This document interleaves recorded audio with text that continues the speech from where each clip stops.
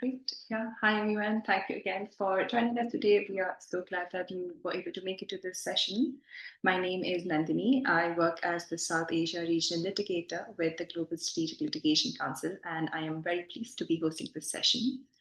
Before we begin, I do want to note that this session is being recorded and will be published on our website in a couple of weeks. And I also want to take this opportunity to introduce the Global Strategic Litigation Council for those who may be newer to our work. At GSLC, we use the power of the people and power of the law to protect and advance rights of migrants and forcibly displaced people all across the world.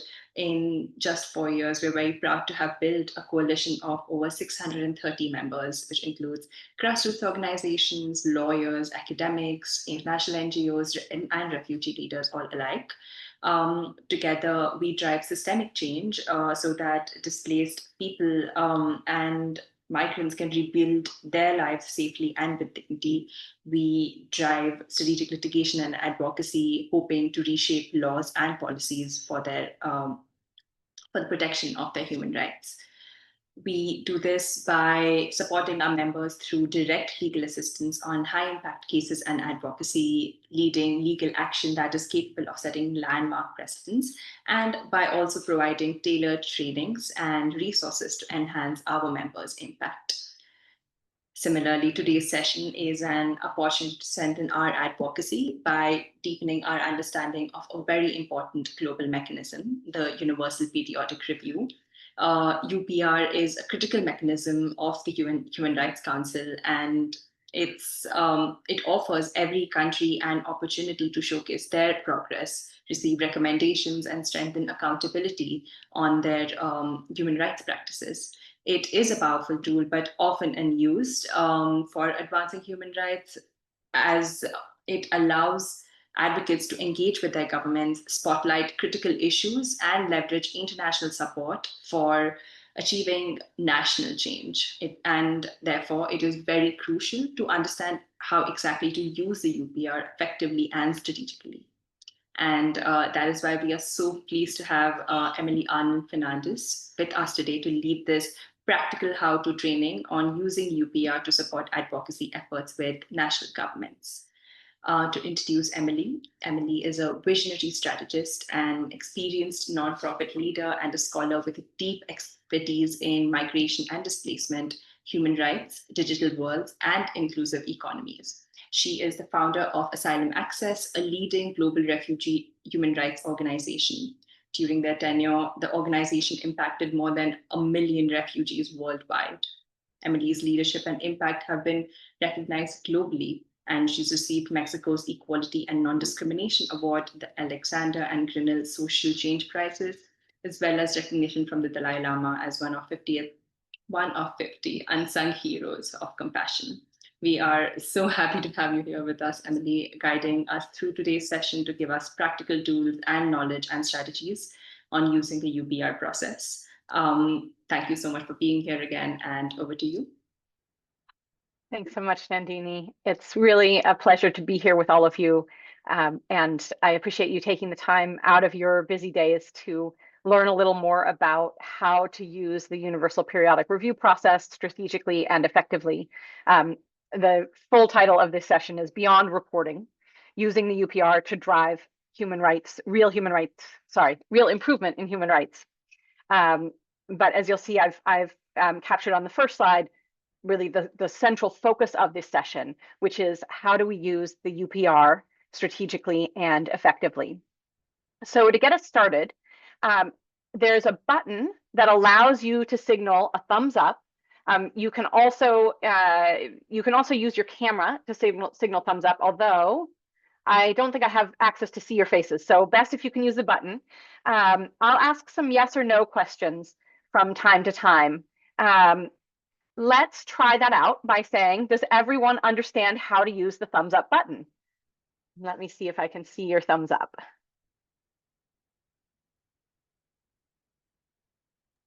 Oh, that was raised hand. I think there should be. I see it. Yep. You know what? I'm not sure I'm actually going to be able to see the thumbs up. So we're testing out the webinar tools here. Why don't instead, the other way that we have to communicate is through the chat. So if you understand how to say yes or no, can you just put yes if you understand it in the chat now?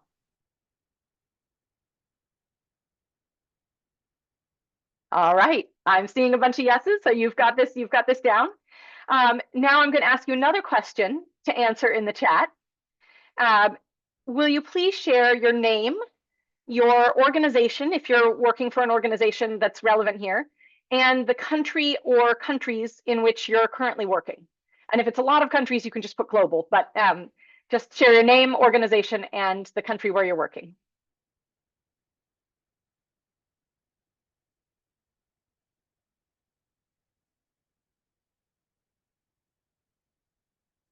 All right, I see we've got someone from South Africa, someone working across Asia and Europe.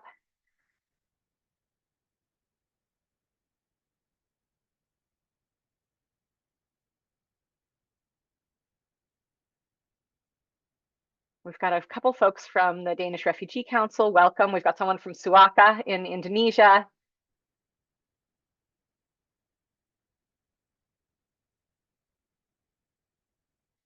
Someone at a university in Turkey, and in Hungary, a lawyer in Hungary, an independent person working globally, someone from Justice Center Hong Kong, which is I'm a big fan of yours, of the organization, the Global Strategic Litigation Council, Amnesty International. Great. Go ahead and keep putting your names and organizations and countries in the chat, please. And then I'm going to ask one more yes or no question. Are you familiar with the Universal Periodic Review process? And have you engaged with the process before? So you can answer either two yeses or a yes and a no. Maybe you're familiar with it, but you haven't engaged before. But just let me know what your level of experience is.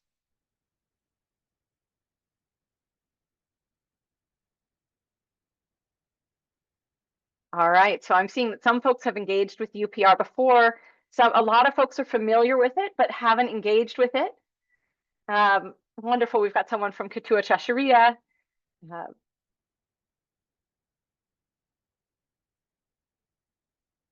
And I know I'm asking you to type fast, so that's why I'm trying to give a little time as you manage the chat. But I appreciate you giving me a little more information about who you are and what your past experience with the UPR has been. I'll keep monitoring the chat as we go forward. Let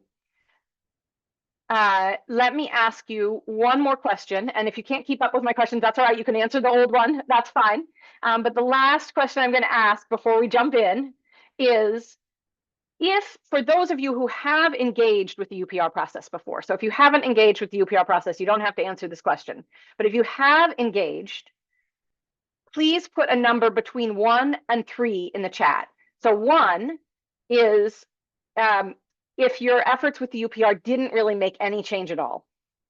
2 is if your efforts with the UPR led to maybe some dialogue about a possible change, but haven't gotten the change yet. And 3 is if your efforts led to a change in the policy or practice of your state. And you might have done other things besides the UPR, but what I'm looking for is 1, hey, we used the UPR and it didn't do anything. And 3 is we used the UPR and something changed in our country. So I'm looking forward to seeing what your numbers are.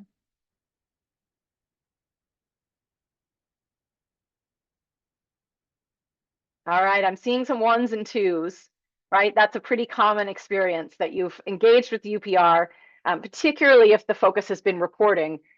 Folks have engaged with the UPR and not seen much change. So I'm not surprised. And like I said, I'll keep monitoring the chat. So feel free to put information in. Thank you all for using the chat to answer the questions. It's really good to get that sense of everyone's experience.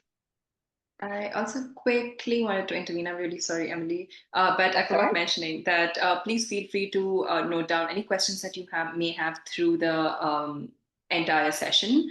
I will be keeping an eye on it, collecting all the questions, and we will be having a Q&A towards the end of the session. Thank you. Yes, that would be great. Thank you. Please do put your questions in the chat, and we'll answer them as we can. We've got actually, I have a couple points in the session where I'll pause for some questions. So hopefully we can make sure that everyone is following well and that you get your questions answered. All right, so we're going to start. A lot of you are familiar with the UPR already, but we're going to start by just getting to some basics of how what is the Universal Periodic Review process. Oh, sorry, and we've already talked about the beginning. So what is the UPR? The UPR is a UN process where member states review a state's human rights performance. So basically, all the members of the United Nations conduct a review of one state, and there are usually a few states that are reviewed in a given session of the Human Rights Council. But all of the peer member states have an opportunity to review the state under review or the states under review to see how well it is upholding its human rights obligations, so its duties under the core human rights conventions. And every state undergoes this process about once every 4 to 5 years. So every state is reviewed. Like I said, there'll be a set of states that are reviewed at one session of the Human Rights Council, and then it'll be another set of the turn for another set of states at the next Human Rights Council. But every 4 to 5 years, a state will come up for review. And the peer states, the other member states of the UN, make recommendations to the states that are under review. The state under review can then accept or reject the recommendations. When they accept a recommendation, it's called supports, so they indicate supports the recommendation. And when they reject the recommendation, they simply indicate notes, right? It's a diplomatic way of saying, we're aware of your recommendation, but we're not going to follow it. And before the next review, a state is expected to implement the recommendations that it accepts. So if a state supports or accepts a recommendation, then 4 years later, it needs to report on how it implemented that recommendation. 55% of accepted recommendations are implemented by the next time that the review comes around. So we know that the UPR can be an effective process. Like any advocacy, like any diplomacy, not always effective, right? That number isn't 100%, but it can be a really powerful way to catalyze states to act. Something that isn't in the study that found that 55% of accepted recommendations are implemented, and I should add that is a study that's a few years old now. So the recommendations may have actually, the number of accepted recommendations that are implemented may have actually increased. But something that's not captured is whether recommendations that are noted but not accepted are eventually implemented, or at least implemented in part. And from my experience in a few countries, we have seen that states have implemented recommendations because they felt that international pressure, even when they didn't accept the recommendation. So that's also notable because that can be, even a recommendation that is not accepted can be powerful over time.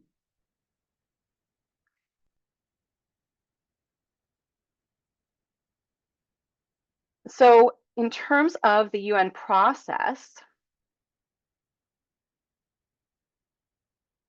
every 4 years, each state will submit, when it comes up for review, it will submit a self-report. So in terms of how the UPR works, the first step is the state saying, here's how we think we've done.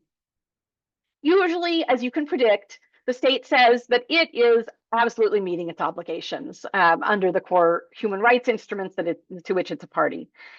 Sometimes a state will identify an area where it falls short. Often this is an area where the state says, look, we're falling short because we don't have enough money and you should give us more money to its peer states, right? So you can kind of predict that states are not going to be super self-critical, and that when they do admit to a failing, they usually are admitting that failing in order to generate some pressure on other states to provide them with some sort of support. So that's fairly predictable. But alongside this self-reporting, Other actors will submit shadow reports. And these are reports written by local NGOs, international NGOs, coalitions, trade unions, academics, researchers, sometimes by state human rights bodies, really any actor with knowledge about how the state is fulfilling or not fulfilling its human rights obligations. And sometimes shadow reports address all of the human rights, but often a shadow report will focus on a particular issue or a particular population based on the actor who's submitting it, they're based on their expertise. So for example, a report might focus on the human rights of refugees and other displaced people, or a report might focus on a particular set of rights, such as rights related to work. So these shadow reports, as well as the self-reports, will be reviewed by the peer states, all the other states of the UN. So every state gets reviewed by all of the other states. And based on these reviews, the peer states will write recommendations. Now, the recommendations are usually one sentence long. Sometimes they can be kind of long sentences, but usually they're fairly short sentences. And they address a specific topic. So let's see some examples. One recommendation made in 2018 from Peru to Mexico was consider adopting a mandatory protocol for asylum seekers. We'll talk a little bit more about what a mandatory protocol for asylum seekers means, what that is, but this was the recommendation from Peru. Another recommendation from Canada to Malaysia was to take immediate legislative or administrative measures, including ratifying the 1951 Convention, to provide legal status to refugees and asylum seekers to allow them to reside, work, and access education and healthcare in Malaysia. And I've put some ellipses in the visual of this quote just to fit it on the slide. But effectively, Canada was saying, please put something in your laws or put something in your policies that gives refugees legal status and allows them to live, work, and access education and healthcare. And so those are a couple of examples of what a recommendation might look like. As you can see, some are short, some are longer. But after these recommendations are drafted and submitted, the state being reviewed then accepts or rejects the recommendations. And on average, 64 to 77% of recommendations are accepted. Sometimes some countries accept 90% or more of the recommendations. So we do see that recommendations are often accepted, and then a state's under some time pressure because they need to report within 4 years about how they're doing, how they've implemented that recommendation. And then the next time, so the next time a state's up for review, it has to provide feedback and explain how it's implemented the recommendation.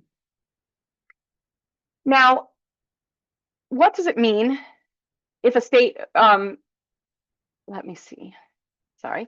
So in terms of places to intervene, when can, sorry, I'm gonna just go back. I don't want to give you all the answers. In terms of time, places to intervene, which point on this process can NGOs intervene? And you can pick more than one, but just go ahead and put it in the chat. When in this process can an NGO intervene?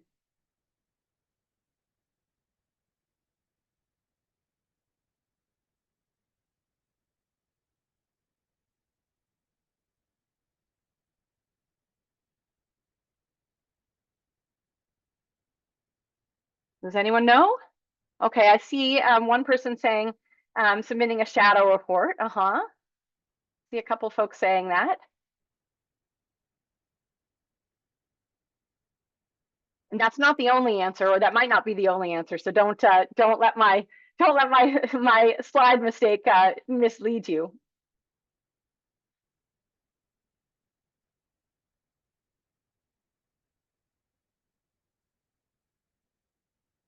All right, I see someone saying consulting with embassies who are submitting peer reviews. Yeah, good thinking. So I imagine that a lot of you, if you have engaged with the UPR process, have engaged at the stage where other actors can submit shadow reports. And this is kind of the obvious formal place where NGOs can intervene. But actually, some of the most powerful ways to intervene are at other stages, specifically with peer states when they're drafting recommendations and with states as they implement. And so one of the things we'll talk about today is how to, yep, and I see someone in the chat flag that as well. One of the things we'll talk about today is how to, not only how to draft your shadow reports, but also how to engage with peer states when they're drafting their recommendations, how to influence the recommendations that they make. And then we'll talk a little bit about how to engage with states once they have accepted or even rejected recommendations, how you engage with states to try and use that pressure, use that leverage to get them to make changes that are important. So now let's talk about why to use the UPR. So as I've already said, 64 to 77% on average, the recommendations are accepted. So that's most states accept somewhere in that range. There are a few, like I said, that are outliers. Some states do accept 90% or more. There's one state, I believe it was the Gambia, that accepted 98%. Don't quote me on that, but there was one state that accepted 98%. But most of the recommendations, a majority of the recommendations are accepted. And so that means that if you get the recommendation you're looking for, that in itself creates some pressure on a state to act within the next 4 years.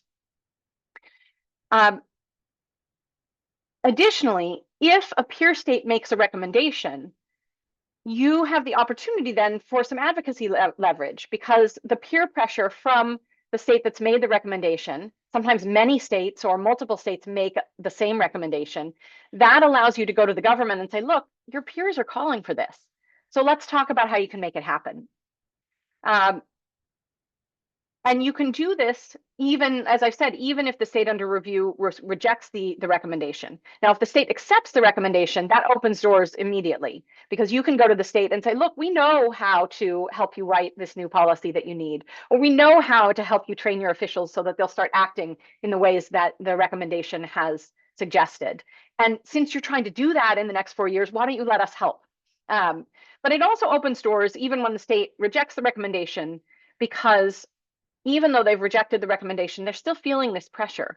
And you can go to them and say, look, we understand you felt you couldn't accept this recommendation, but we can actually help you make progress on that. And maybe the next time the recommendation comes around, because states do make similar recommendations over and over when they're not seeing change, we can help you so that maybe the next time the recommendation comes around, you're able to accept it. Or maybe even the recommendation won't come around again because you've already addressed the problem. And so, again, it opens doors. This peer pressure can give you advocacy leverage and open doors to shape government policy. So I'm going to stop here for a moment. Actually, I'm going to give you a couple of examples, and then I'm going to stop and take some questions. So if you think of questions as I'm talking through these two success examples, please go ahead and put them in the chat. So one example is from Mexico. And Asylum Access, primarily Asylum Access Mexico, but with my help as working for Asylum Access at the global level, engaged with the UPR process in 2018. And what was going on at the time? So this slide is about context. Refugees were being detained frequently at the southern border. When they were detained, they didn't have any access to the asylum process. It was very hard to be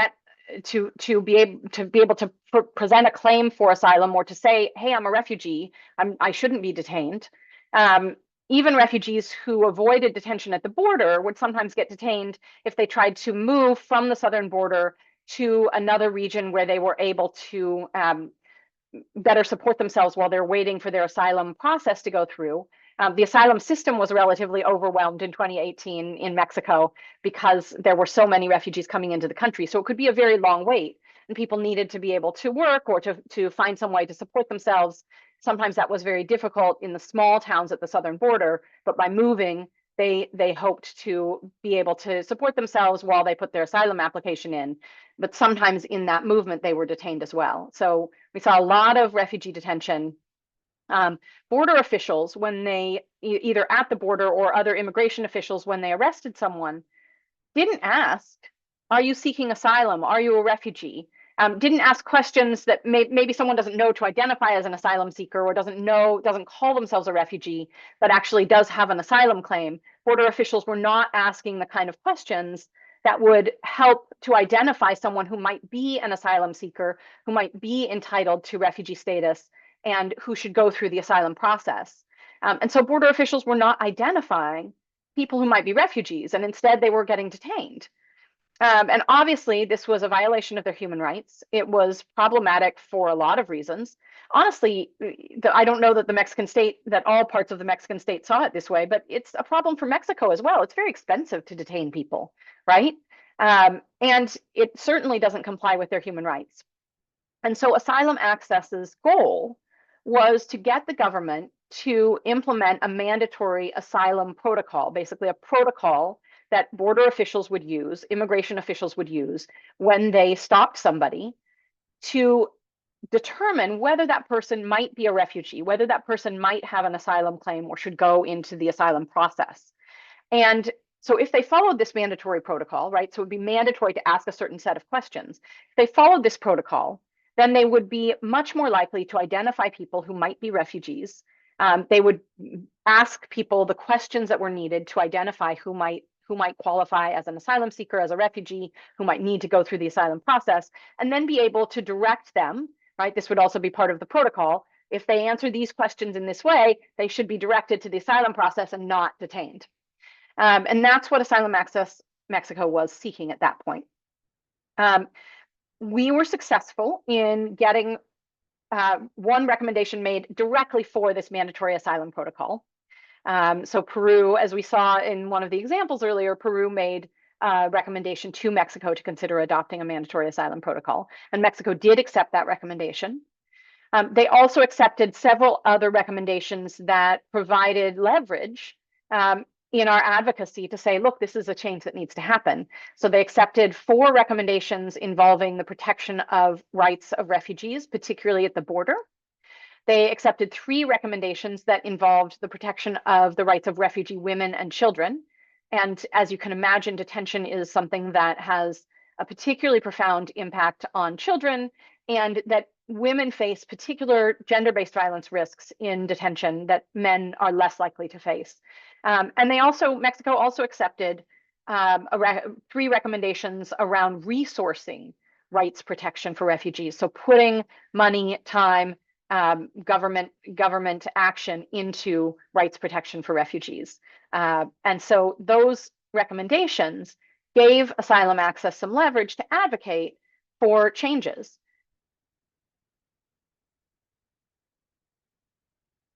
And so as a result, Asylum Access, particularly Asylum Access Mexico, was able to dialogue with the Mexican government. Asylum Access Mexico actually drafted the first version of the asylum protocol for discussion with the Mexican government. So obviously the government has to ultimately draft and sign off on whatever policies it has, but sometimes giving them a starting point, giving them a model or an example, can be a way to influence policy. And this also allowed Asylum Access Mexico to position itself as helpful to the government. And there were so many times when Asylum Access Mexico needed to be critical of the government or to tell the government it needed to change. That was made maybe a little bit easier because we were also able to say to the government, hey, we're also here to help. We will help you draft this protocol that you've committed to, that you've agreed to. And so that made other parts of our advocacy stronger because we weren't seen just as this kind of negative voice, this critic, but also as a resource for the government. And one of the results at the time was a reduction in refugee detention. Now, that reduction happened as a result of a number of different pieces of advocacy, including this UPR process. So it wasn't, the UPR recommendation wasn't the only thing that Asylum Access Mexico was doing. We were also working on national laws within Mexico and a number of other advocacy efforts.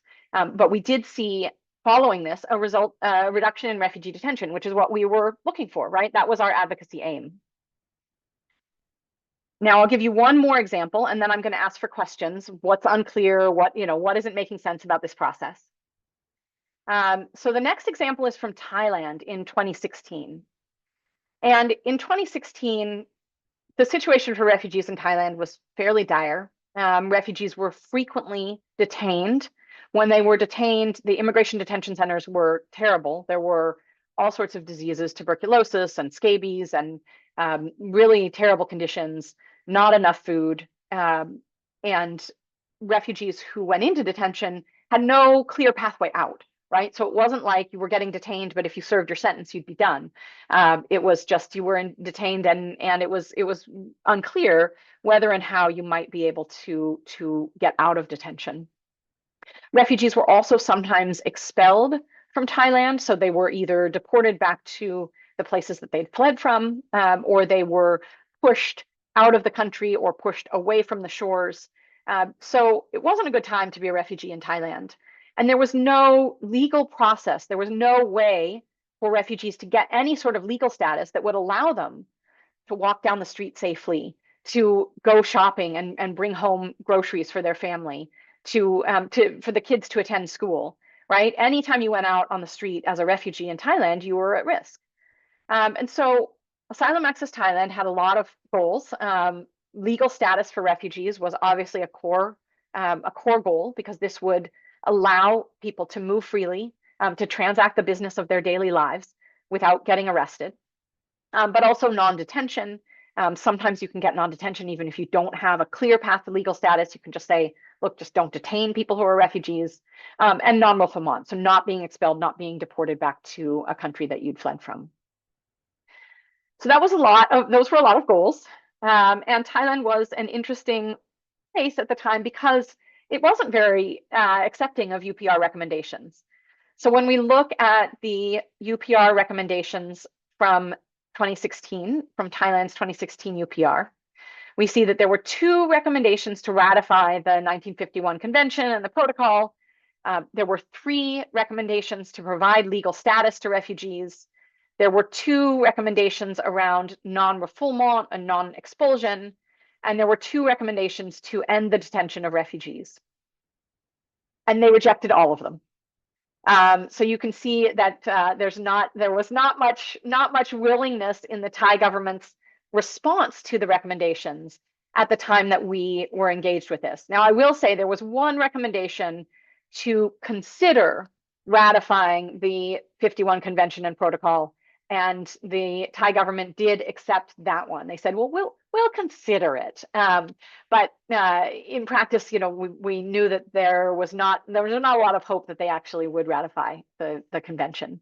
And in fact, we weren't even seeking Asylum Access Thailand, and Asylum Access as a global family of organizations was not even seeking ratification of the convention. That has a whole lot of rights. We were not going to go that far. All we wanted was legal status, stop refouling people, stop expelling people, and detention. And then we figured we'd work on the rest of it after that.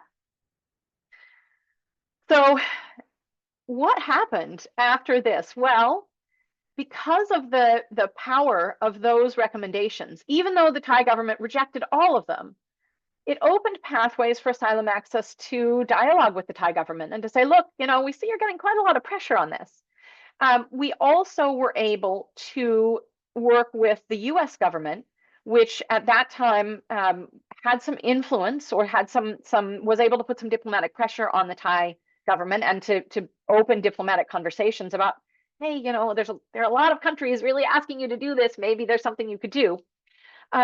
And so we got the US government to urge the Thai government to make a commitment to legal status.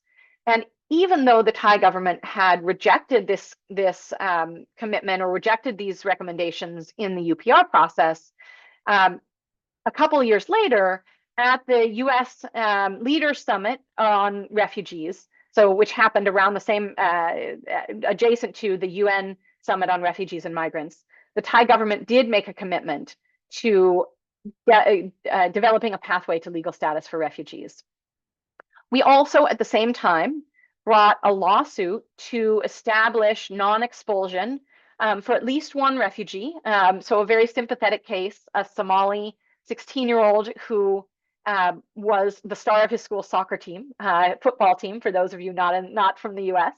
And he was arrested in front of his teammates on their way to a match.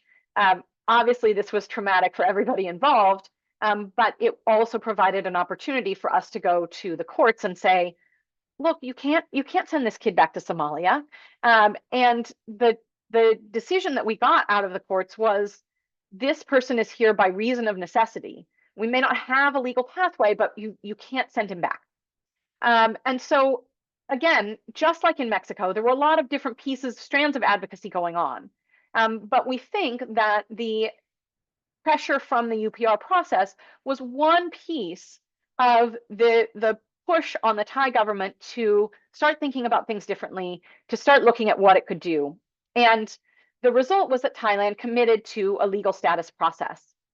Now, for those of you who work in Thailand, you'll know that the development of this process, what's called now the national screening mechanism, has been extremely slow, extremely fraught, not always in line with human rights, with human rights requirements.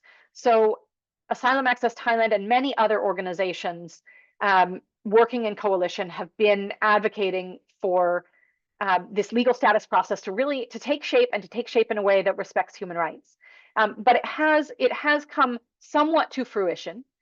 And most recently, the Thai government not only is recognizing some form of legal status for some refugees, but also has committed to let refugees, the largest populations of refugees in Thailand, access the labor market, which is something that in 2016 we weren't even asking for, we weren't even dreaming of.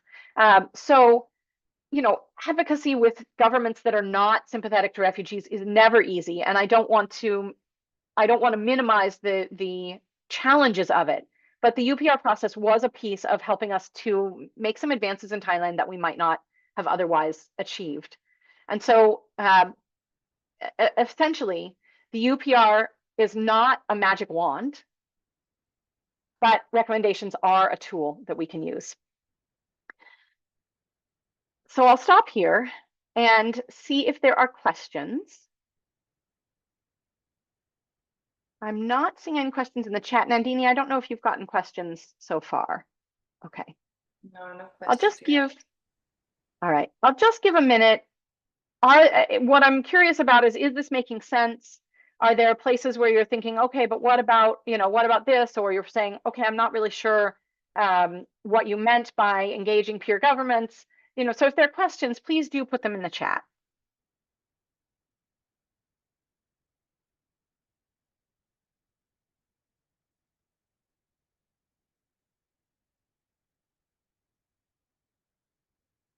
And for the moment, I'll go ahead and move on. I'm hoping that this means that I've been clear and that you're not all just asleep, but I'll move on. But please do add questions as you think of them. So the next part is where we get into the good stuff, at least if you're an advocacy geek like I am. And this is my 3 secrets for successful UPR advocacy. And they're not really secrets, and they're not really mine. There are lots of excellent UPR advocates out there. I've had the privilege of learning from some of them. But we're going to talk about the nuts and bolts of how to make advocacy, how to make your UPR advocacy most effective. So the first one is, when you prepare your shadow report, what I've seen in some of the reports that some organizations or coalitions prepare is that they have a list of like 20 things they'd really like to see as recommendations. But what we found is most familiar, what Asylum Access has found is most effective. What Asylum Access has found is most effective, what I found was most effective, is to identify the 3 core recommendations that you'd like to see other states make.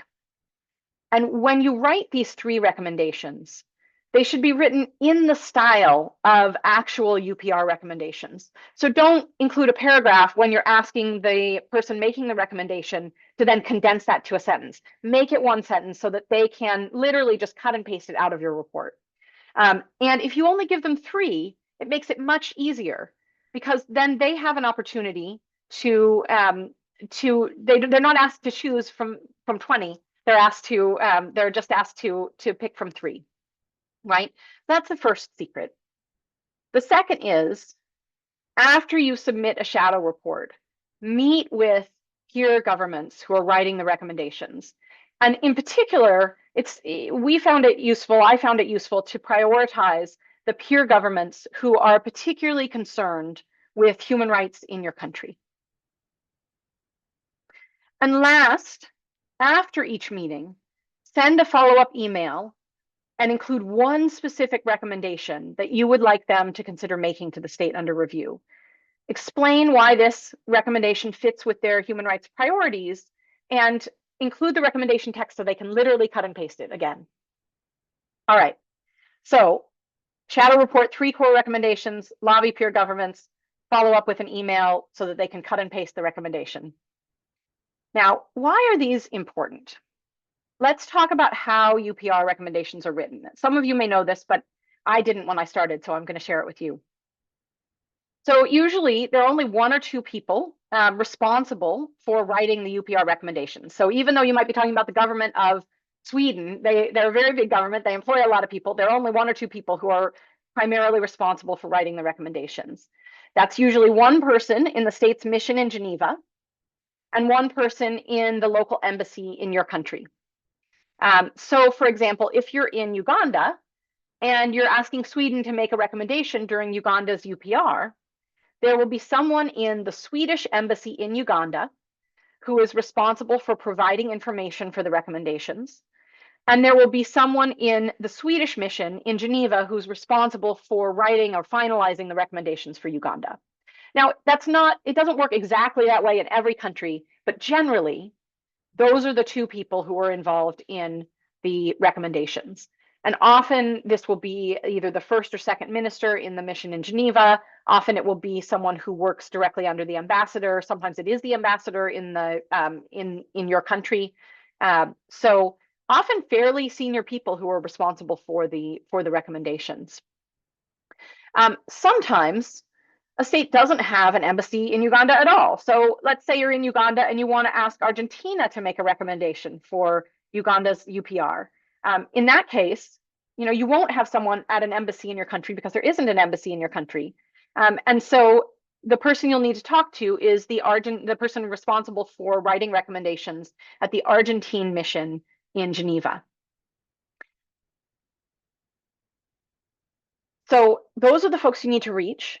One of the great things about COVID is that it's made it possible, and I shouldn't say the great things about COVID, that's not what I mean. One of the silver linings of us experiencing the need to sometimes lock down or work remotely is that now people are accustomed to remote advocacy. So it may be possible to get meetings in Geneva even without traveling to Geneva. If you have the ability, if your organization is able to invest in this, it also can be very powerful to go to Geneva. Make sure you set up your meetings ahead of time, but go to Geneva and spend a few days going from embassy to embassy, or mission to mission rather, and meeting with the people who are responsible for writing the recommendations. That can be a very powerful way to achieve your goal, but you can also do it online if that's easier for you or more financially or otherwise sustainable. This also means that that's a big equalizer in terms of enabling refugee-led organizations to engage with the person at the mission in Geneva who is writing the recommendation. So a nice opportunity there. Once when you're engaging, or let's talk about how to convince the person writing the recommendations that they should use your recommendation. So let's talk first about the 3 core recommendations. As I've said, it's helpful to write in the actual style of recommendations so that the person who is reading your report can take the recommendation that you've written and literally cut and paste it into their recommendations. You don't want them to have to do a lot of extra work. Similarly, you should put your 3 core recommendations at the beginning of the report. Remember that these 2 people, maybe only 1 person who is responsible for the UPR recommendations, has a stack of shadow reports from all sorts of different organizations about all sorts of different topics. Submitting the shadow report and hoping that they'll read it and they'll take your recommendation is a lot to ask. So the easier you make your report, the more likely they are to see what it is they need to take away, which is really just this one sentence. And I said 2 people working on the UPR recommendations, but I should be clear, this is not their full-time job. This is one of many, many tasks on their plate. And so they're moving quickly. And even though we would hope that they would read that entire stack of reports back to front and carefully and really digest them, take everything away, probably they're going to be too rushed to do that. So write your 3 core recommendations in the style of actual recommendations and put them at the beginning of your report, and then explain why those recommendations are important, right? I've seen a lot of organizations do a 20-page report and then put their recommendations at the end. And the person reading it might not even get to the end page. They might only read the first few pages and say, okay, I get the idea, and move on.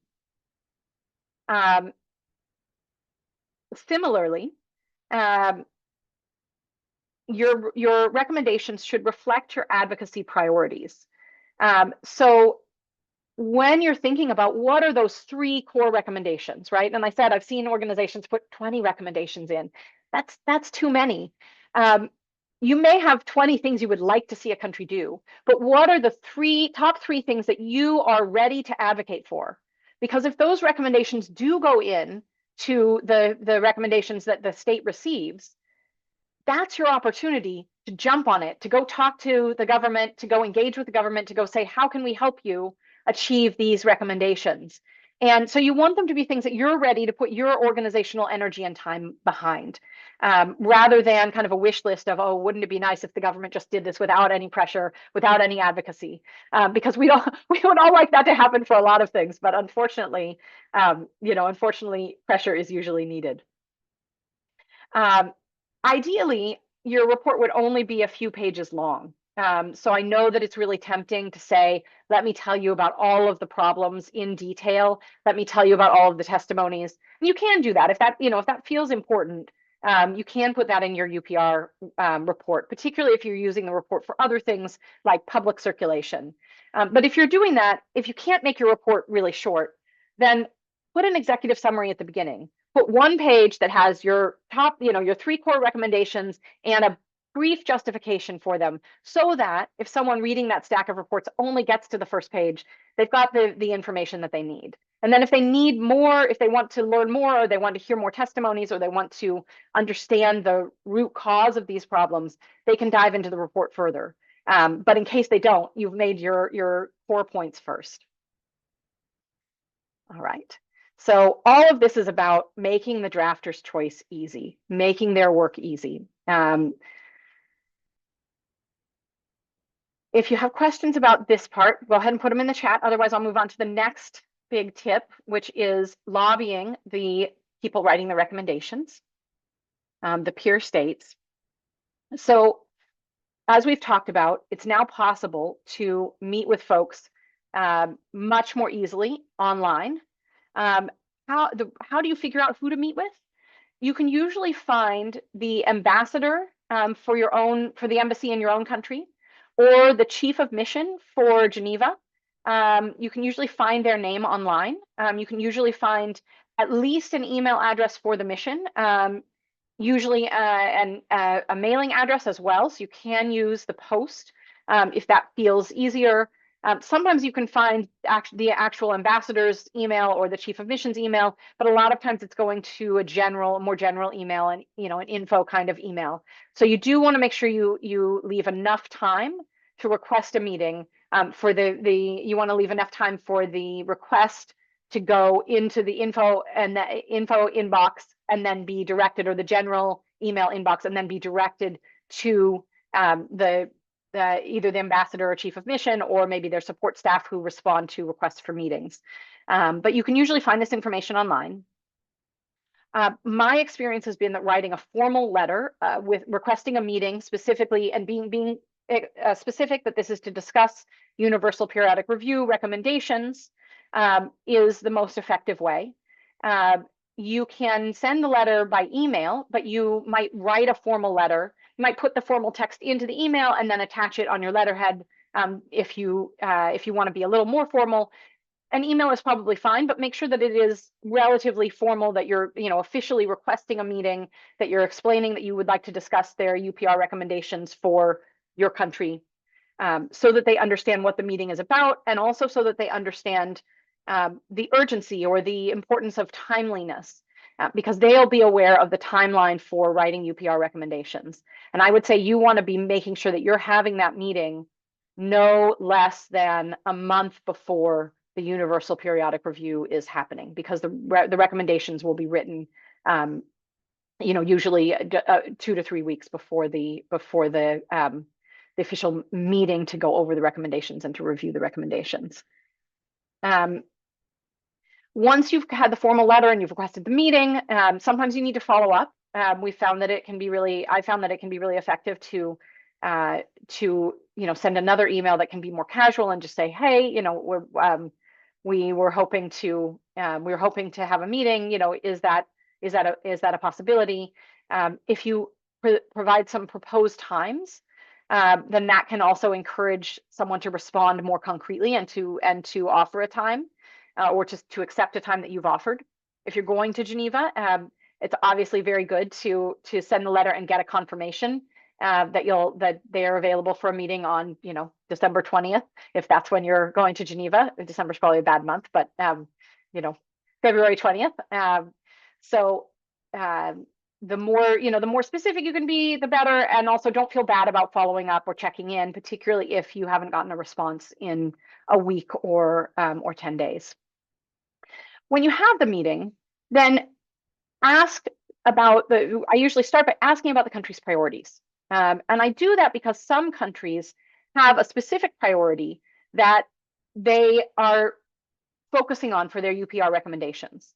So when I've done UPR advocacy with missions in Geneva, sometimes they've said, you know what, we are very concerned about the rights of people with disabilities. And so we have decided that our recommendations will focus on the rights of people with disabilities. Sometimes a state has said, we're focused on women and children, or women and girls. Sometimes a state has said, we have a feminist foreign policy, so all of our recommendations will reflect that. Sometimes they've said, we're really concerned about the use of detention in various ways and the ways that detention violates human rights, so that's our focus.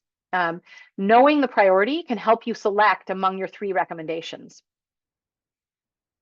So at that point, you can pick one recommendation that aligns with their priorities and explain why it does. Now, sometimes your recommendations will not specifically say something about their priorities. So let's take the example of and I'll ask you to answer this in the chat. Let's take the example of the recommendation in Mexico. So we had asked for, if you remember, we'd asked for a mandatory asylum protocol because it would cut down on the detention of asylum seekers. In the chat, tell me, what would you say if you were in a meeting and the ambassador or their staff person who was writing the UPR recommendation said, well, we're really concerned about the rights of people with disabilities, and all of our recommendations are going to involve the rights of people with disabilities. And here you are representing Asylum Access Mexico, or another Mexican organization that is pushing for a mandatory asylum protocol in order to reduce detention. How would you tie that to the rights of people with disabilities? Go ahead and put in the chat maybe one sentence about how you might say, this is why this matters for people with disabilities.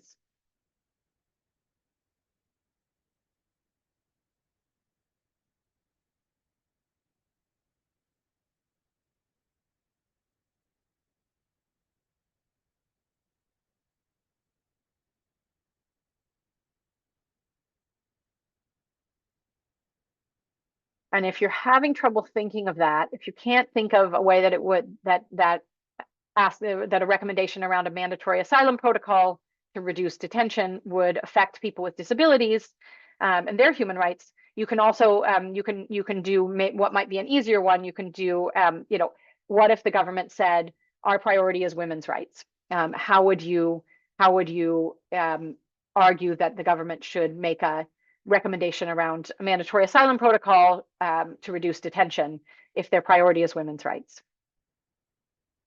And I'll give everyone just maybe 2 minutes or so to answer.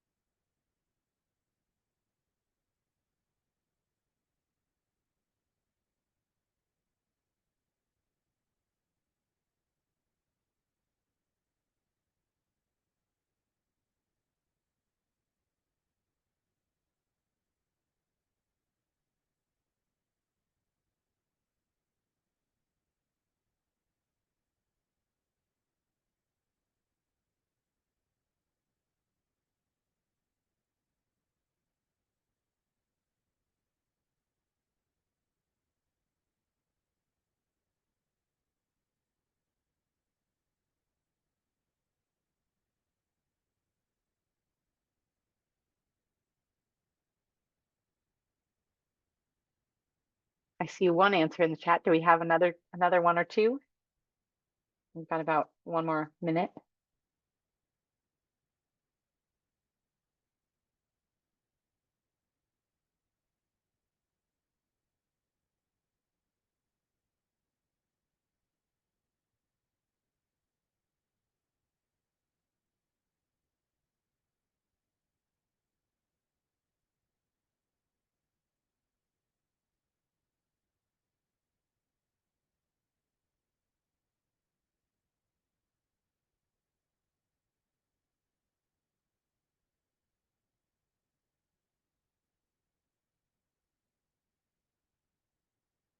All right, we might only have one of you answering the chat. If you're writing an answer and you just haven't clicked send yet, please feel free to go ahead and put it in. Yes, I see another one. Great. Yeah, so if we're talking about if we're asking for a recommendation around the mandatory asylum protocol to cut down on detention, right? One way that you might tie it to disability rights is to say that people with disabilities are more likely to experience more violations of their rights in detention, right? Because they may have needs that can't be met in detention. And I see that someone in the chat has said that the specific needs of each individual with disability are completely disregarded when detention occurs in the absence of a mandatory asylum protocol. That's great. So those kind of arguments, like, hey, if we're concerned about people with disabilities, they are at greater risk being detained than other people because their particular needs may not be met, or almost certainly not going to be met in detention. And similarly, if we're talking about women's rights, right? Women can be at greater risk in detention because of the higher potential for sexual violence. It's also, ending detention is also a women's rights issue because women are more likely to be traveling with children. So detaining them means either you have to detain their children as well, or you separate them from their children. I see someone also answered a question about child rights. So when you don't have an asylum protocol, then children are detained as well as others. And so if a country said, well, we're prioritizing child rights, then one of the arguments would be, placing unaccompanied children into adult detention centers is also a violation of their rights. It's a very clear violation of their rights. And so a mandatory asylum protocol, particularly for kids, right, would be helpful if the border officials, if immigration officials are mandated to go through a certain checklist and identify people who might be asylum seekers or refugees, then there's a much higher likelihood that children will be identified and directed into a safeguarding process rather than a detention. So good job, folks. And this is where this is where the meeting can be a little challenging because you are thinking on your feet. You are thinking, okay, they've just told me that their priorities are X. How can I explain our recommendations in a way that align? But usually there's one of your recommendations that will align with something that they're concerned about. And so doing all of this, having this meeting, lobbying the person writing the recommendations makes your recommendation a priority, right? We talked about that giant stack of reports that they have to read through. If they're trying to read through this giant stack of reports and then decide what the priorities are, that is going to be really hard. But if you're meeting with them and saying, hey, this is what we think is really important, and you're able to explain why, you're able to explain why it meets their priorities, then that's going to be top of mind for them. And there's a much greater chance that your recommendation will be accepted, will be put forward. Now, I will say one more thing before we turn to the next of my 3 secrets. One of the things that some governments do is that they may work in a block. And I've found this mostly with European governments, that they say, we talk to the other European governments, we don't all want to make the same recommendation, because there's usually, several recommendations they would like to see made. And so they will talk with other governments and identify, okay, you're going to make recommendation A, and we're going to make recommendation B, and someone else is going to make recommendation C. That can be one of the reasons that it's useful to meet with as many governments as you have time for, because if 6 of the European governments have heard that you want a particular recommendation, maybe only one of them will take it up, but it will be on the list that they're talking about when they're kind of horse trading, when they're deciding who's going to make which recommendations. And they all will have heard it, as opposed to leaving it to one European government to be the advocate for you. If you're the advocate for yourself, for your recommendation, that often is more effective. All right. So lastly, the follow-up email, the 3rd secret. After each meeting, sending a follow-up email is really important. So first of all, it thanks them. You thank them for their time. That's a fairly normal thing to do, but it also helps bring your meeting to their memory again. In that email, include the one specific recommendation that you would like them to make. And you want to, again, include the text that you want them to cut and paste. So the exact text of the exact language that you want to see in the recommendation that they make. Then include a paragraph that reminds them of the link between the recommendation and their priorities. And this is particularly helpful if you weren't as quick on your feet in the meeting as you wanted to be, and you were advocating for a recommendation and you were trying to link it to their priorities, but maybe you don't feel like you made the case really strongly. An email is a great way to remind them of this link. That also holds true if in the meeting your mind goes blank and you think, well, I really want them to make this recommendation, but I can't think of a good explanation of why it links. Maybe you walk away from the meeting and you're somebody who thinks a little better with a little more time. And so then you can send this email and you can say, and by the way, this recommendation that we asked for, it's actually linked to your priorities, and here's why, right? So that short explanation, and I would say, a paragraph or so. Don't give them a long-winded, don't give them your report again. You can attach the report to the email if you want, but make sure that it's short, readable, something that they're probably going to be reading it on the subway on the way to work. So make it something that they can easily read. I always put the recommendation I want them to make into its own paragraph, separate from the other text, separate from the thank you bit, separate from the explanation, so that they can see it very easily. Or sometimes I make it bold text, or underlined, or some way that they can really see, this is the text I want you to put in the recommendation. So why do you send the follow-up email? Well, there are a lot of reasons, right? It's nice to thank them. It helps to remind them of you. But also you want to make it as easy as possible for them to use your recommendation. If it's in an email, a short synopsis, they're able to go back to it. They're able to cut and paste from it. They're able to send it on to colleagues. So if their recommendations need to be approved by somebody, let's say that maybe it's the second minister in Geneva who is responsible for the recommendations, but the first minister signs off on them. They can send this email, they can forward this email to the first minister, or they can cut and paste your explanation of why this aligns with their priorities into their report for the first minister, whatever it is that whatever their process is. It's easy for them to say, here's what the recommendation that I'm saying we should make, and here's why. So you've given it all to them in a really nice, easy format to use and to forward. So I'm gonna stop there for a moment and ask for questions again. Let me just go on.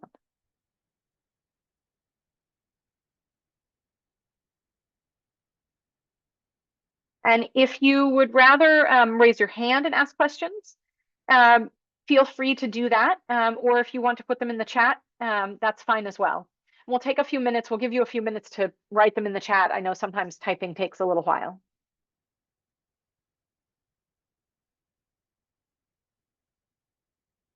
And like I said, if you prefer to raise your hand and ask your question out loud, that's also fine.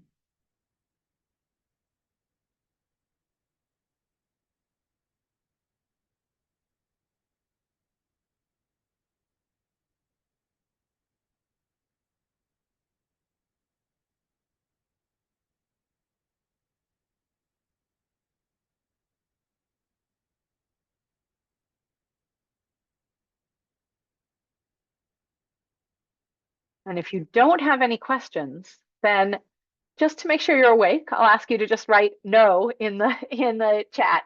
No questions or no in the chat, and that way we'll know that folks are able to use the chat. I think there was just a question that was put up in the chat. Do you have experience with advocating while there is no UPR in process? Can you prep, I guess, for the next UPR? Yeah, that's a great question. On the UPR, on the official UPR website, you can find the schedule. There's also a great organization, and I will put these links up in a couple of slides. There's a great organization called UPR Info. So you can figure out when your country is coming up for review. And absolutely you can prepare. I would say the ways that I have been involved in preparing, or the ways that I've seen are effective to prepare. It's helpful to know where in the cycle you are. So if you are at the beginning of the cycle, if a UPR has just happened, then it may be useful to go back through the recommendations that were made and see if any of them align with your advocacy priorities, right? So even if you weren't involved in UPR advocacy, if there are recommendations that relate to refugees and asylum seekers or other groups that you're working with, look at the recommendations and use that as an opening to talk to the government and to advance your advocacy priorities, particularly if you're able to link what you are advocating for to the recommendation that was made. So if there's some way that what you would like to see changed will help the government fulfill its obligations, fulfill the recommendations that were made, then that's a great way to start.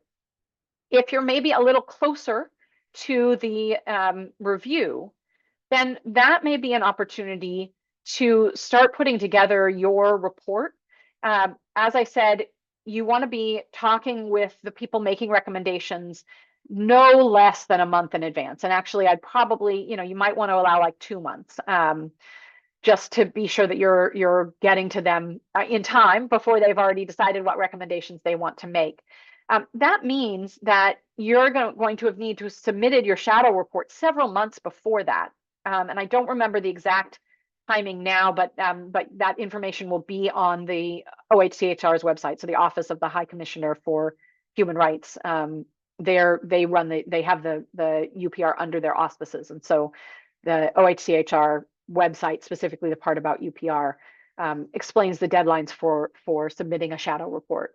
So if you are 18 months out, you may need to be writing your report now, or getting at least the data gathering started, because you're going to need to finalize the report, 6 months or more before the actual UPR, in order to be able to submit it in a timely manner.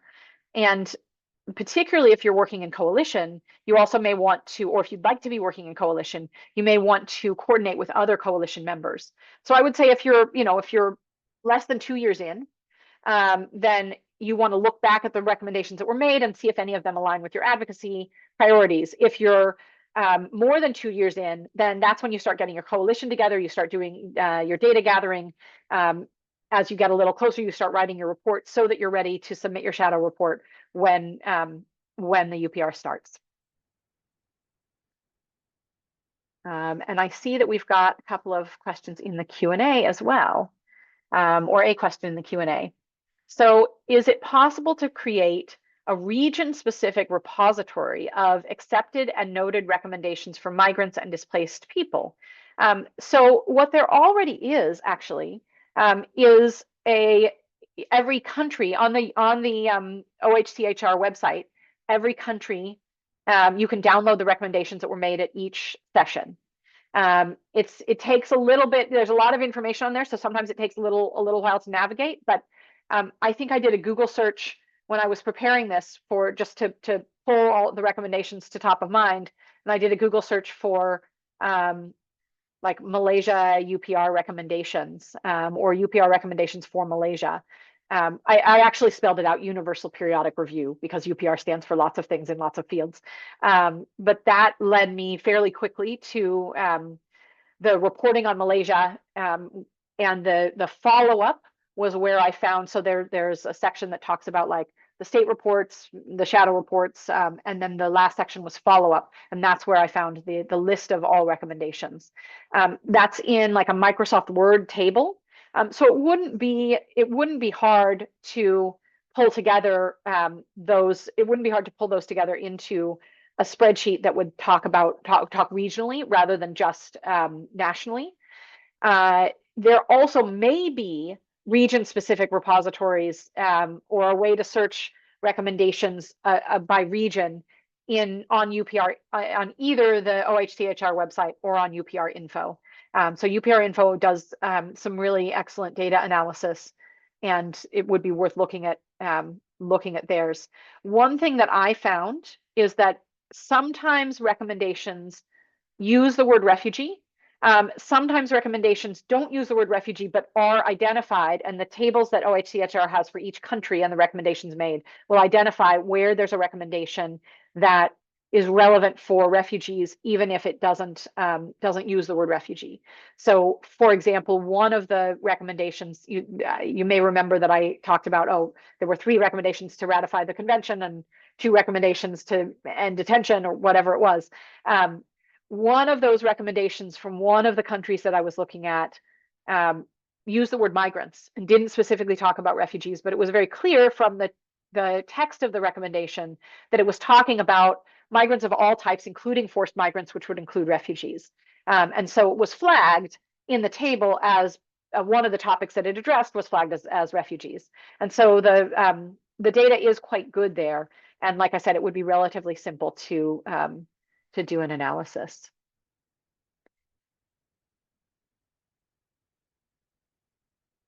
Other questions? There's another question in the chat box. It's about the shadow reporting process. Yes, during the shadow reporting process, do civil society organizations occasionally include photos or short-linked video or audio testimonies of individuals whose rights were violated with informed consent? Is that something that's increasingly accepted or effective in practice? So I should say that I have not seen this done. That doesn't mean it hasn't been done. My focus has mostly been on advocacy related to refugees, and I haven't seen it done with refugees or asylum seekers, forced migrants. I use the term refugee in a broad sense. The UPR process addresses all types of different rights, so it may be that there are other organizations focused on other populations that have used this. My understanding is that from the submission of the report, you're submitting a text document, so you could probably include links, but I don't know whether the format would allow you to include photos that weren't part of like a report or a document, or video or audio in particular. I know that there are photos in reports that are submitted, shadow reports that are submitted, but I haven't seen video or audio. I wonder if that might be most effective in the lobbying peer governments phase. So when you send the follow-up email, to also send the video clip or the audio clip, maybe even play it in the meeting, particularly if it's something that you can show easily, if you have a tablet or a phone, and it works on those in those formats. That might be an interesting way to capture the human, the human impact of rights violations that you're asking someone to address, and it could be really impactful. The other thing that I wonder about is whether there might be opportunities in Geneva. So UPR Info runs pre-sessions that help to prepare for the UPR process. And I don't remember off the top of my head whether they include governments or just NGOs. But there might be some place in the process where you would be likely to see missions in Geneva attending an event in preparation for a UPR process. If not, then showing it to them in your individual meetings, sending it along as a link in an email could be really helpful.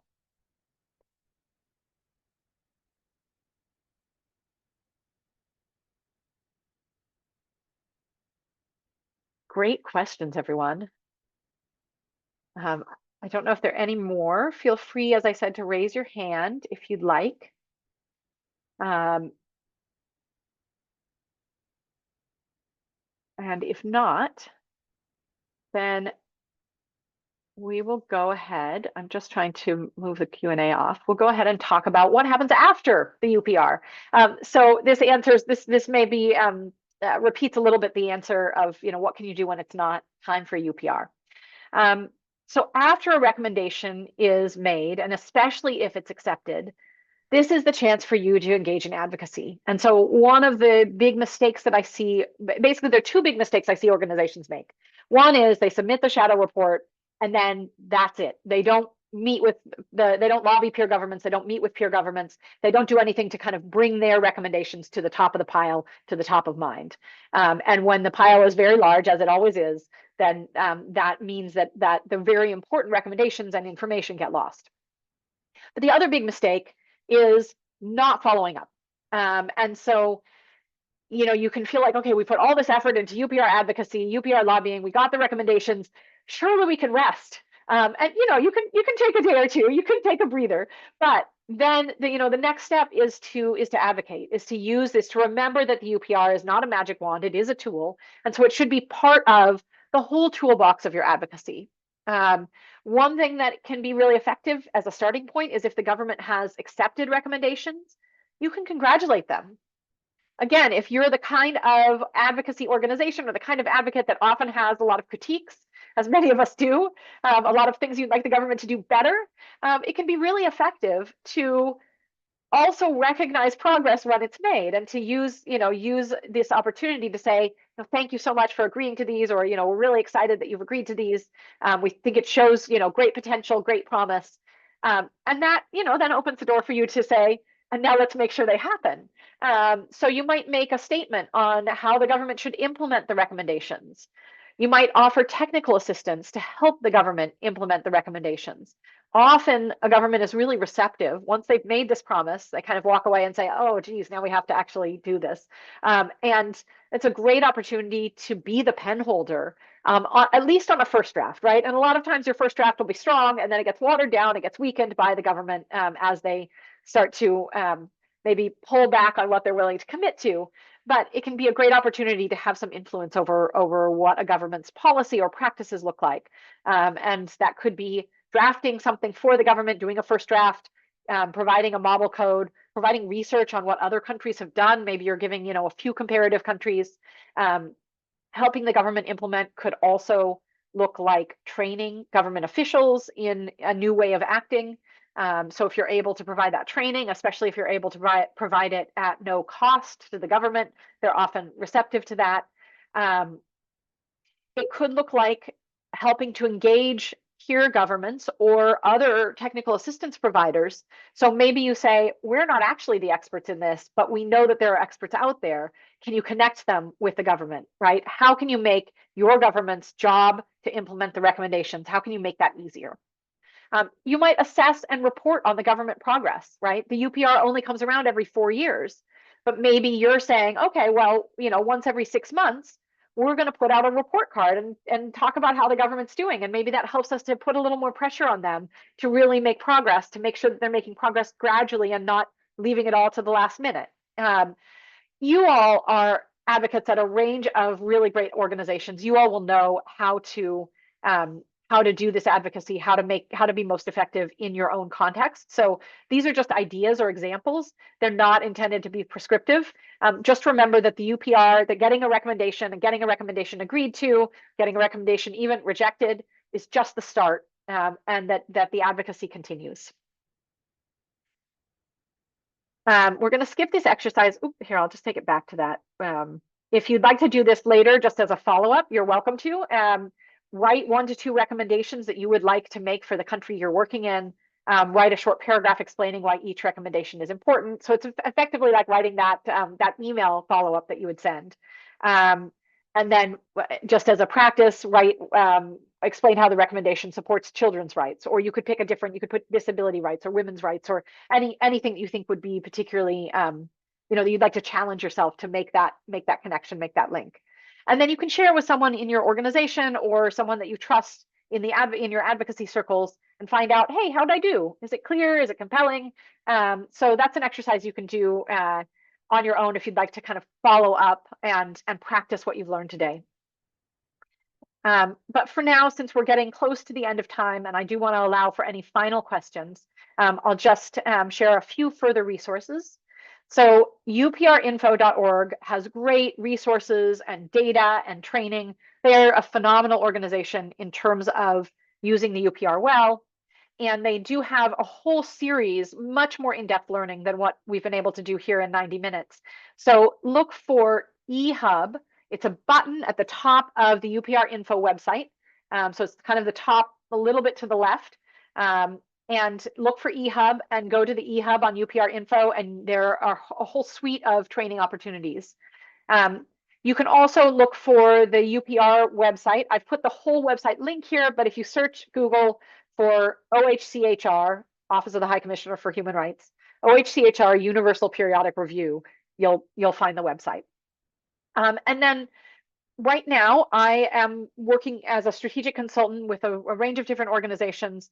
So I help organizations think through strategy, develop strategy for various types of advocacy. I also represent organizations as an advocate with bodies that they're trying to impact or trying to move in a direction. If you're interested in talking to me about these services, my contact information is below, so feel free to get in touch. And if you just have a one-off question here or there, feel free to write. I'm happy to answer, and I'm always happy to make connections. So I'll leave we've got about 4 minutes for any final questions or thoughts. I see we've got one in here already. And I will leave the chat open. Also, feel free to raise your hand if that's easier. Make sure you're raising your hand on the, not physically, but on the button. And feel free to ask questions that way as well. Right now, I see we've got the after advocacy. Have you come across instances where the recommendations have also been framed in litigation, especially impact litigation, and given as court orders?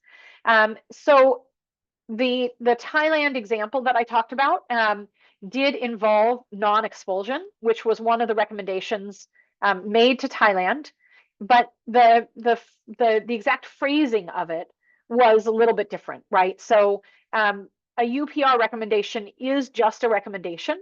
It's not something that you can take into court and say, court, you need to enforce this, particularly if it's rejected. Sorry, I'm just going to mute for 1 second. Excuse me, I had to clear my throat there. So if a recommendation is accepted, I'm not familiar with, and this is, I absolutely do not have comprehensive knowledge of this. I'm not familiar with a situation where a court has said to a government, to like an executive branch, hey, you committed to this recommendation, you have to implement it. Usually the enforcement, such as it is just through the rest of the UPR process, the reporting back on how a recommendation has been implemented. I think that if you had other legal justification for a UPR recommendation and you were able to say, and the government has already committed to this by accepting, this recommendation. So if you said the government's legally required to do this and it already accepted that its obligation in in the UPR process, then that might be a powerful way to say, even the government agrees with our legal argument. We say that the economic covenant requires X. The government agreed that X is that it will do X in the UPR, in the last UPR process. And so therefore the government agrees with us. So therefore, Judge, you have to agree with us too, effectively. That might be a way to use the UPR most effectively in advocacy. I haven't seen it. It wasn't a core part of the Thai case, to my memory. And I'm not aware of it being used in that way, but I think that could potentially be persuasive. So that's the way that I would use it in litigation. Other questions or comments or anything you want to say in our last couple of minutes?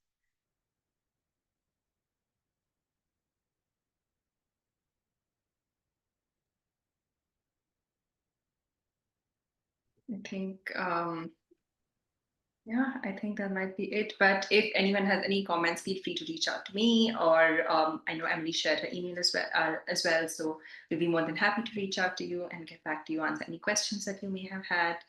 And I think we're a little over time, so I'm just going to wrap up the session. But thank you so much, Emily, for offering such incredible practical guidance on navigating this process.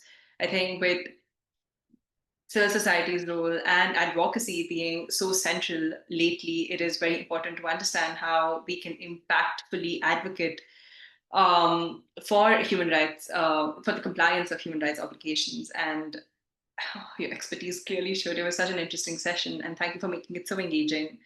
Thank you also to the audience for participating and engaging with us. It's always good to have such a discussion on such sessions. And as I said again, the recording of the session will be published and circulated shortly. And if you have any questions, feel free to reach out to me. If I think I can just quickly share my email ID over here.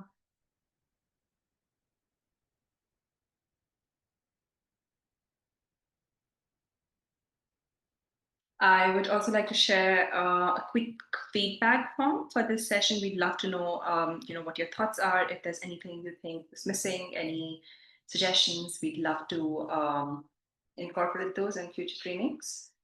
So here is the feedback form. And lastly, I would also like to share a sign-up form to our council. If there was anyone over here who's not a member of the Global Strategic Litigation Council, then we'd love to have you sign up. And if you need any assistance, then I'm sure my colleagues would reach out to you soon. Yeah. In any case, thank you so much again, Emily. It was great to be here and hear everything about the process and learn so much. And thank you so much, everyone. Thank you, Emily. Thank you to everyone who's here, and thank you, Nandini and the Global Strategic Litigation Council. You do such important work, and I'm glad to support it. Thank you so much. All right. See you everyone soon. Bye, everyone.